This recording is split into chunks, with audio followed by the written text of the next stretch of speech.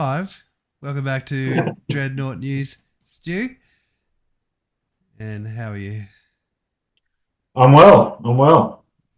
Yeah, it's good. It's on the home stretch now. Just a couple more days to the election.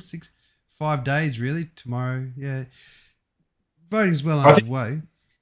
yes, no, definitely. I think it would be good. Dutton won't win, I don't think. But I still think he's in with a shot. And I'll tell you, were he to win, this early voting stuff has to stop. It it's election day, and the state asks, like the Australian state asks, almost nothing of taxpayers and voters and citizens. You can't put aside a Saturday. Get the fuck out of here. It's got to stop. Election day. yeah. I, But I mean, yeah. I used to agree strongly with you, especially with the experience they had in the USA in 2020 with the insane amounts of like oh, fraud. I don't think we have that same problem in Australia. And yeah, it's I lessened. It is lessened so because of compulsory voting. But my general view is, unless you've got a compelling reason, vote on election day. so it's a weird situation because in the United States, the conservatives vote on election day and the progressives, bank pre-polls. In Australia, traditionally it was always the opposite way. The pre-polls always used to come in heavily conservative. So the progressives would have to get a big enough lead on poll night before they started counting the pre-polls because the pre-polls were generally elderly people and they generally swung heavily to the conservatives. There's also fuck all of them. So I'm just gonna go and I'm just gonna check that we are live streaming right now. So let me see. View your channel. Yeah, we are actually live counting the pre-polls because the pre-polls were generally elderly people and there's they a bit of a delay apparently to the conservatives. Yeah, okay. All right, cool. There's I'll close that all down. right. All right, so it's working. So this is our plan for next Saturday night. We'll Mm-hmm. basically I'll just set up like ABC iView and Sky News or something, and we can like flick between them and watch them and comment on them while it's happening. But look, don't be surprised if Peter Dutton does better than everyone's suspecting, and I'll tell you why I think that. So, firstly, you can totally disregard the polls because I don't think they're accurate whatsoever. They weren't accurate in 2016 in the United States. They weren't accurate in 2019 with Bill Shorten. They were accurate in 2022, but who's to say whether they're going to be accurate in 2025? You know, and they weren't accurate with the voice either. No poll predicted a 60-40 wipeout, as far as I'm aware. Like I'm pretty sure they had no in front towards the end of the campaign, but not by that margin. Mm. So none of these polls have ever been able to figure out the Shy Tory effect and adequately, adjust for it. And so we have to ask why that is. And that's because I suspect the media is heavily left wing, like by 80-20. You might say news poll is not, and yeah, and generally news poll is the most accurate as well. But in general, the media is heavily left wing, and they are and there's that principle in quantum mechanics where you kind of the observer effect they call it. You kind of discover what you're looking for, and if you're looking for a left wing lead, and oh hey, we discovered this left wing lead, like how convenient, how convenient. The only poll that matters is, as they always say, the poll on election day. And my strong theory is, at least in the federal electorate, the Australian voters are very, very conservative. Now, this doesn't hold true for state politics, and there might be reasons for this. Labor is generally going to win a state election more times than not. At the moment. But historically so as well. Ever, I mean, No, I don't think that's right. It's Queensland, like Victoria is a basket case. Um, but even then, I would point out that the Balti Bridge is named after Balti, who was a Liberal premier. Well, I mean, Victoria used to be the jewel in the Yeah. crown of the Liberal Party back in like the 50s, 60s, and Yeah. 70s. Yeah, and Yeah. So I think historically, um, Labor have done well in Victoria and in not Adelaide, South South Australia. Australia. But Queensland and Western Australia have Liberal strongholds. Western Australia is having a moment at the moment, I but mean, I don't think it's going to come home this election, but it is going to come home because the reality of Western Australia is if they don't have mining income, they've got nothing. Like they aren't building the Wacker on the strength of Margaret River wine. So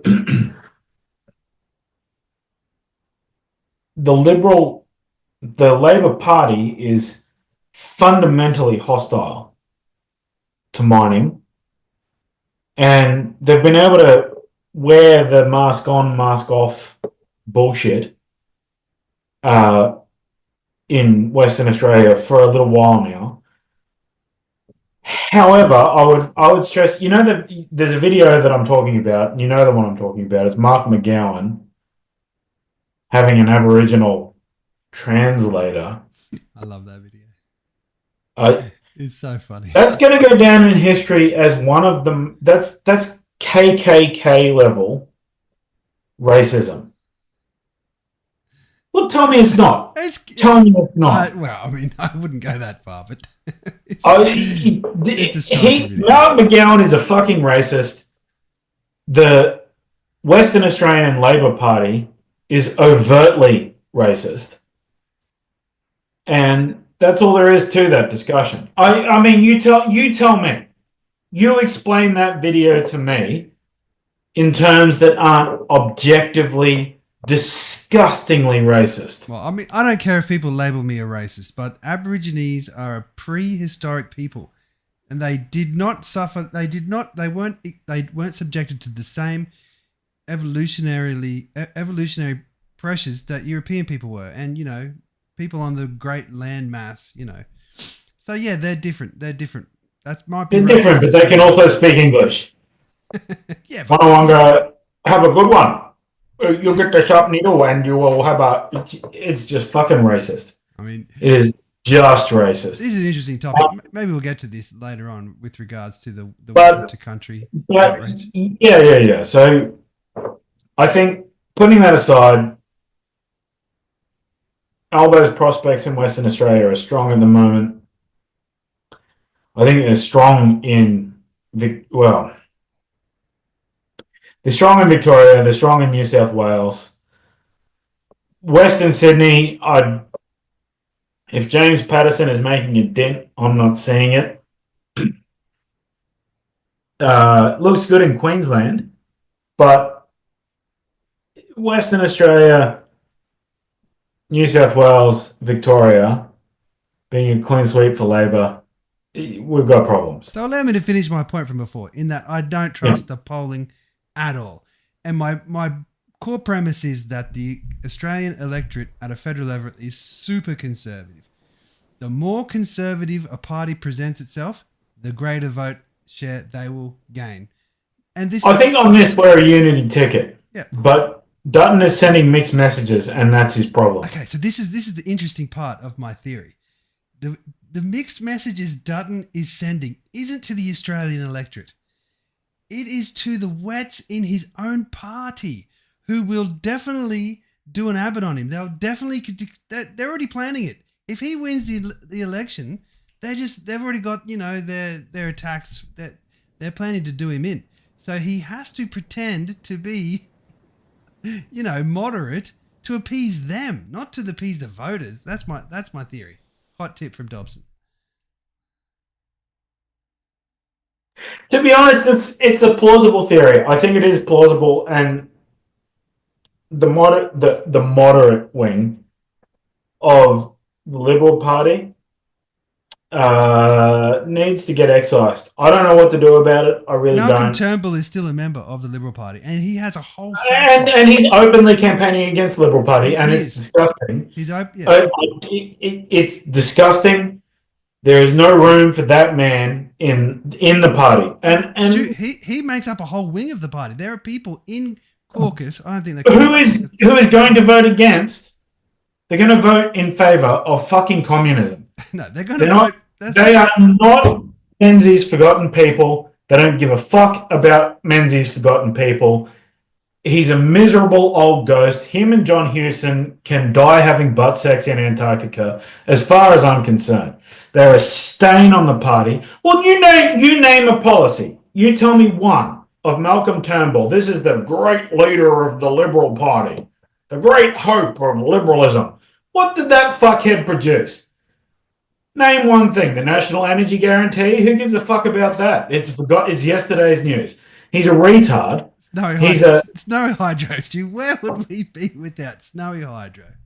Oh, it's 12 billion in the black? You tell me.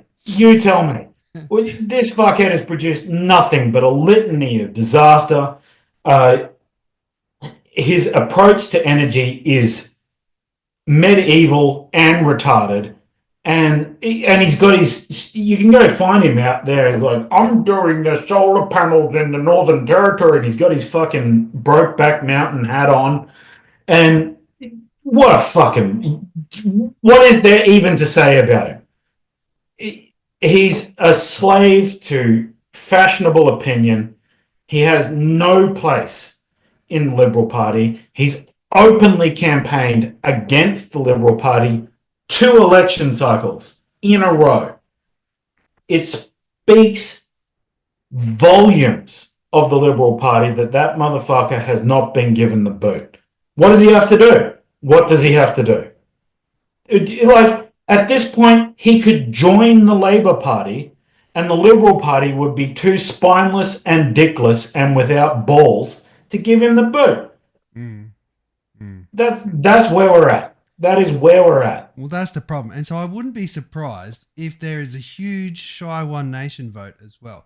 Because a lot, to you and me, we think One Nation, they're like, they don't come across as like an intellectually sort of strong option. But to elderly and boomers, it's like, just hook that straight into my veins. And so they're gonna do well. I think Malcolm Roberts will win his seat back. I honestly think he will. Yeah. And I would prefer Jared Rennick. Honestly, Rennick is the man, but they're both really good. It'd be ideal if they both won. That would be ideal. Let me say what the ideal situation would be. This is like extremely unrealistic, but if Liberal Party won 50, 55 seats and One Nation won like 20, 25 seats, and then that would be, obviously it's not going to happen, but obviously that wouldn't happen. But really? It would be ideal though, because then it would drag the coalition would have no option but to have form like an agreement with One Nation. That would just drag them so far to the right that would just be, I don't know, that would be awesome. Yeah, I think I agree with your analysis overall. So I can't remember. I'll have to sit down and do the math again. But in my recollection, since Menzies formed the party, the Labour Party has won government with Whitlam once, Hawke twice, Keating once, and then Kevin Rudd, and now Albo. So since 1949, 6 parliamentary majorities. The Australian populace, as far as I'm concerned, is right wing. Yeah. So I don't think there's any serious argument about that. I think there's a couple of things going on. First of all, and most importantly, like I was saying this to Hazel,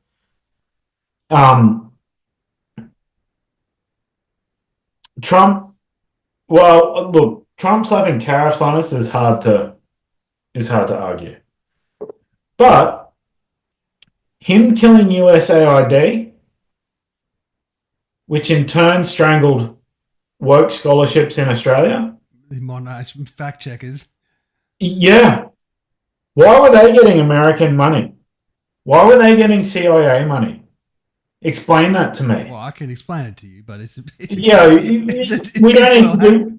don't need to derail the subject. We don't need to derail the podcast with it, but there is no legitimate reason.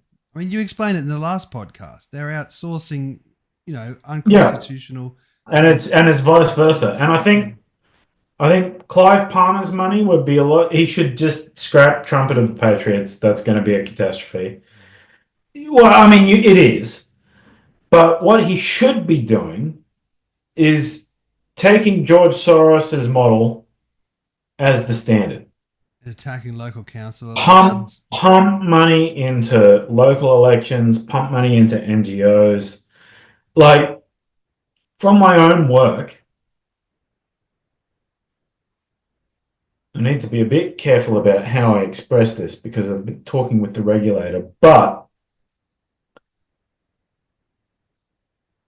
the NGO space is owned by communists. The whole lot of it. I know. And I'm not joking about that. I'm deadly serious. Peter Dutton is talking about using these NGOs to implement his domestic violence policy. Now, I can think of about 5 reasons that Peter Dutton is not entitled to my primary vote. And the Liberal Party, until they fix these, are not it. So one of them is domestic violence. Now, I'm here to tell you that what is happening in the electricity and telco space is a direct attack on the presumption of innocence, a direct attack.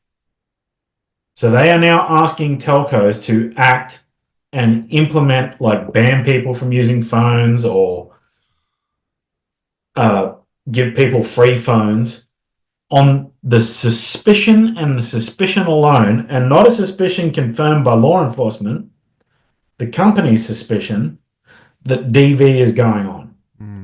The exact same business is happening in the Aboriginal space. The exact same. Yeah. Now, they're related, actually. Oh, well, yeah, no. And the federal government under Michelle Rowland is looking to embed intersectionality into the law of Australia. And I mean that in the Kimberly Crenshaw 1989 intersectionality paper, meaning of the word. Now, we can go through that paper, and in fact, maybe not next week, but the week after, we should go through that paper and we should go through it in detail because she cites 3 United States cases. Her analysis on all 3 cases verges on outright lying. Not verges on, is outright lying. It's what it is, yeah. Yeah. And Michelle Rowland is looking to embed that in the telecommunications law of Australia. Now, and in the energy law. It's going into the energy law as well. In fact, in Victoria, it's already in the energy. So Dutton doesn't, like, it's not acceptable to me that Dutton doesn't understand this NGO network. And Clive Palmer should keep his money from elections. I'm sure they're a lot of fun to run an election, but the money is much, much, much more effectively spent in the ways Soros does. Propping up NGOs, attacking small, like lower tension elections. Yeah. Don't try and fight the presidency of the United States. There's no bang for buck there. Look at how much damage that man's done with DA races. Prosecutors. Yeah, exactly. And council races, you can do a lot of damage. Oh, yeah. My council spends more time on divestments and Yeah. Yeah. boycotts than they do on roads or rubbish or And you can shit spend like that. fuck all. Like if you were to tip $100,000 into a council election, you'd buy the seat on the council. Easy. Easy. Mm. Or it's just a few letter drops, a text message campaign, get some name recognition out there because nobody's thinking of Core flutes as yeah, far as the eye can see. nobody is thinking about local elections. Yeah. But that and I'll let you speak your piece because you spent more time in the armed forces than I did on Anzac Day. So go hard, son. I mean, I don't have anything to say which hasn't already been said. Obviously, I think we should put it out there, though. Put it on record. yeah. If you're not to say it, I am. No, well, obviously, I've been opposed to any welcome to country of any type. I remember saying to you once, we should all just sing like, "Don't you fucking welcome me to my own country" every time they start doing it. I just thought the other day maybe we just turn our backs on them. They don't want us to boo, fine, but we're not going to put up with it. Neither should we. And it's not on, especially not on Anzac Day, but on any day it's not on. No, yeah, I think Anzac Day is different, though. It is. I think it's especially galling on Anzac Day. And I'd say it for two specific reasons. First of all, the idea that we commemorate people who have died and bled for this country, those people should be welcome to our country, or that anyone should be welcome to commemorate them, is a slap in their face. A slap directly in their face. And second, the communist lies. The purpose of Welcome to Country is to delegitimize the present constitutional order of Australia. That's its only purpose. That's the only thing it's designed to do. Yeah. Now, tell me what you will about what they went and fought and died for. I can tell you right here, right now, it was for this constitutional order that is presently constituted. And second, country. Yeah, it wasn't for Yurong Pilley's mining rights in fucking Gove, so that he could abuse more children sexually. Well, he did. He's a pedophile. Yeah, I know that. That's what I was saying. He died a multi-millionaire pedophile. No, that's what I was saying before. These two issues are interrelated with domestic violence and Aboriginal affairs. And the idea that we give pause to people like that on Anzac Day, get the fuck out of here. And Dutton not willing to fight on that hill, there's 0.3 on why he does not deserve my primary vote. 100% agree. But again, I'll hark back to what I said before. I'm sure he would want to go harder, but he has to. So go harder. But he can't. So go harder. Because he will lose the moderates in his party and they'll splinter off. So fuck him. Fuck the moderates. I agree. He should, but in the interest of the... I understand that he is dancing that dance, but at the same time, like, as I said to you earlier today, or maybe it was yesterday, like, we are running out of fucking hills to die on. And Anzacs being welcome to their own country, if you're not going to die on that hill, there's no hill you'll die on. I will. I mean, I got into a massive slinging match on X. Well, it wasn't a slinging match with pretty much the only MP in my party, which is the Libertarian Party, and the guy down in Victoria, what's his name, Limbrick, and he's basically like, welcome to country is, not that nice, but all those neo-Nazis, those shit stains, those just full going off like. Dude, it's a small handful of harmless LARPers. That's all they are. They're not even, they don't present a threat to society. And let me tell you who the best friend of those neo-Nazis are. Daniel Andrews. I know. Daniel Andrews comes in his pants every time those motherfuckers walk. He really does. What am I going to be able to legislate today that I couldn't legislate yesterday? Exactly. Thank you, neo-Nazis. It's like one guy. It is. I think it's like two or three of them because I did see a podcast with Sam Newman. There was two of them on there, and there's one other guy. So I think there's three 3 So neo-Nazis. yes. And they're driving the legislative agenda of Victoria. It's fucking I outrageous. wouldn't be surprised if they were paid by USA to do that. Yeah, neither. To be honest, it's ridiculous. And if you're going to back away from that fight because some fuckhead turned up at one, there were hundreds of Anzac memorials in Victoria Hmm. on Friday. I was at one in Greensborough. It's no welcome to country, so good for them. Hmm. And I'll tell you this: this year they had a bugler come out, like an actual Oh, bugler. Yeah, so I did the last post. my morale was lifted, Dobbo. Oh yeah, that's epic. Yeah, it's a bugler came out and played the last post, and yeah, my morale was lifted. All right. But Sorry, go ahead. I can't quite wrap my noodle around Dutton. He's a bit of an enigma wrapped in a riddle.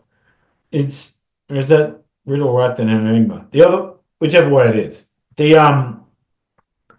was willing. I don't know. It was concerning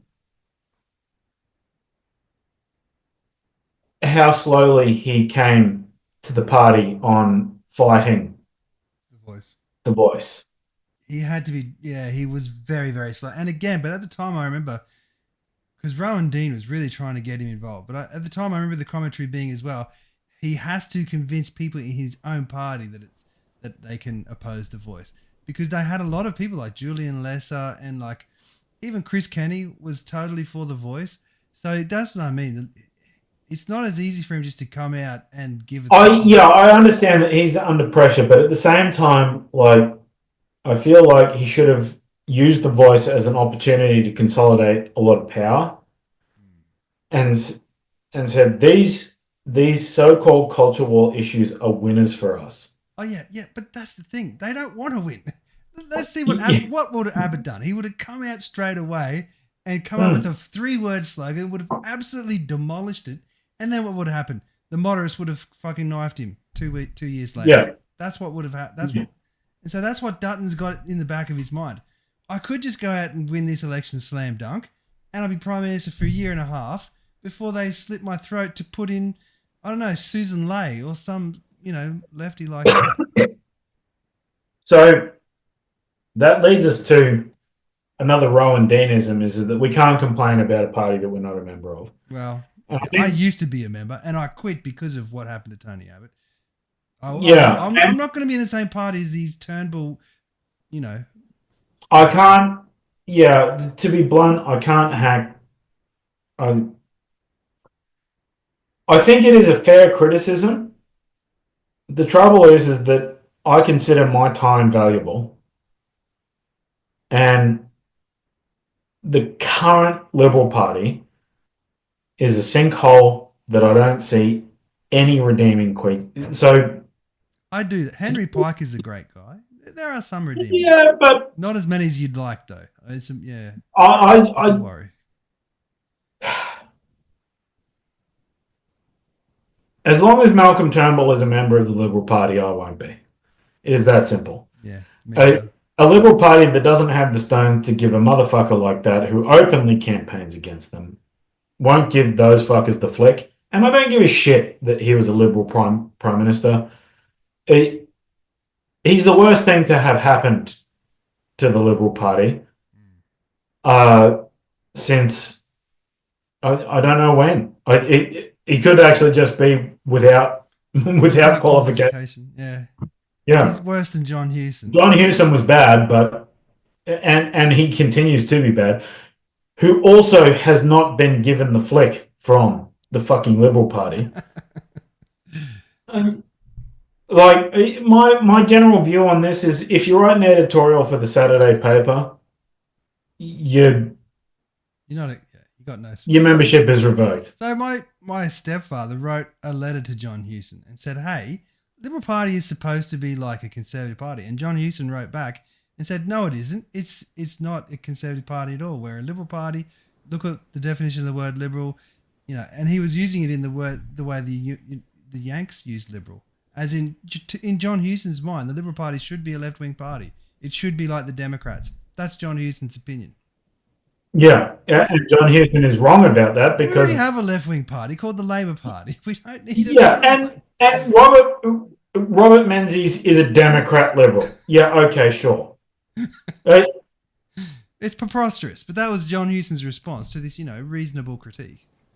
Yeah. I would have been inclined to write back and ask him to explain to me the Communist Party case then.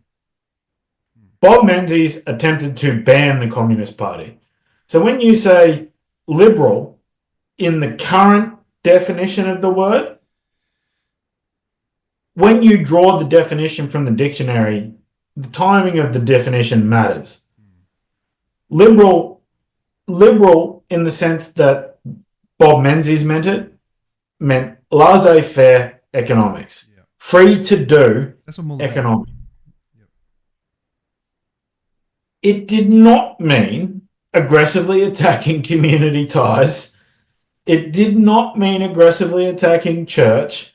It did not mean anything that you would associate a current American liberal with. To be honest, it wouldn't associate with what a 1990s liberal. Nothing of that accords with. Like, if you don't have an instinctive revulsion of communism or socialism, you've got no business calling yourself a liberal in the Australian sense of the word. All right, no more to it. I agree with you. We're running out of time. We had the 10-minute warning pop up about 5 minutes ago. I just want to test one more thing while I've got you on this stream, because depending on if we have another call during the week, definitely we need to be ready to go on next Saturday night at 6:30. So let me share my screen, and I'm going to share sound, see if you can hear it. And, okay. No, hang on, sorry. Let me try that again. Sorry. No, it's all good. It's good to iron out these kinks. Okay, screen one. Share sound. Okay, share. Okay, and then can you hear this? Whether it's an emergency script that you need or some other advice about treatment. Yeah, I can hear, I can't see. When Labor came to office soon after that, you did cut a number of about you 70, can't see either? telehealth. I can see it on my items, screen, but I including can't some see it on specialist my items, OBS. longer than 20-minute consultations with GPs. This was post-COVID. I'm going to have to stop. but the AMA at the time was critical. Oh, no, that's all right. Well, it's an easy fix. I can just run Insiders. And I think I've got a subscription to Sky. I'll do some more experimentation. We'll get this sorted in time for next Saturday. I'm looking forward to it, actually. Need to get some beers. Hopefully something to celebrate. I think it's going to be slim pickings for celebrations. Oh, well. Oh, my God. I could... 3 more years of Labor is just... Anyway, elections are exciting, though. So whatever happens. They are exciting. What I would keep in mind in all of it is it's a near cast iron rule. We need to get this bedded down for next Saturday so that we can say with confidence, it's been 70 years since. But it has been like 70 or 80 years since the first term government was given the flick. It would be concerning, although I don't think it will be the worst outing in 100 years for the Liberal Party. Yeah, so Peter Brent has this concept called the sophomore swing, where if you look at a seat, like regardless of the national situation, a new member who've won the seat in the previous election and they're contesting their second election usually gets a fairly sizable swing towards them. So that is why it's so hard to, knock off a first-term government, because they've got all these new members who are going to get their sophomore swing. Yeah. After they've won 2 elections, a tiny bit of its time factor starts to creep in. But that's why it's so hard for that first re-election attempt. It's usually impossible. Yeah. All I can say is that at this stage, Dutton looks like he's about to hit high gear. And a week is a long time in politics, so maybe he can turn it around. I think the Anzac Day thing helped him immensely because people are starting to remember The Voice, which was a 60-40 win for us. It was a stonking win. And then they're going to be like, yeah, and why can't I climb Mount Warning? And why has Fraser Island been given a new name? Like, why? What's going on? Why? To what end? Yeah. Yeah, why is half the country under native title? It's like, yeah, and that helps Dutton more than Labor. All of that is certainly to Dutton's positive. I would say so far the campaign has been absolutely shambolic. He's reversed himself 3 times on the public servant issue in Canberra. The only correct answer was, yes, I'm cutting all of them. And there was never any reason to reverse on it in the first place. Just, yes,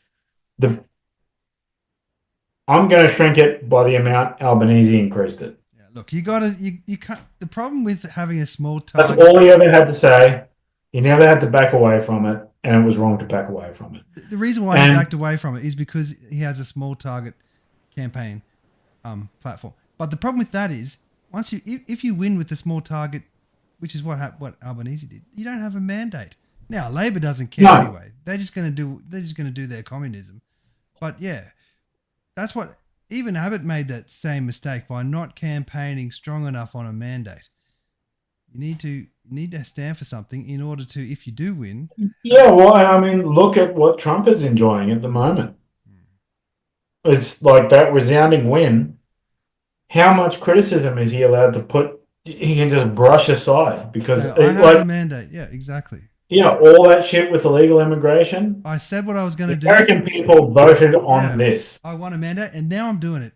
And I really want to talk about that, except we've only got 1 minute and 53 seconds left. But I can't believe. Before I do, I need to say the campaign that's being run in my electorate by the Liberal Party is a catastrophe. I've never seen anything as bad. They've got some guy who ran a business, I think a landscaping business. The guy's name's Chris Parr. His website doesn't even mention him. It's all about what Dutton's going to do. He doesn't run an attack against a sitting member. So, like, we were going to have a community battery. The battery's nowhere to be seen. Vic Libs have forgotten how to win.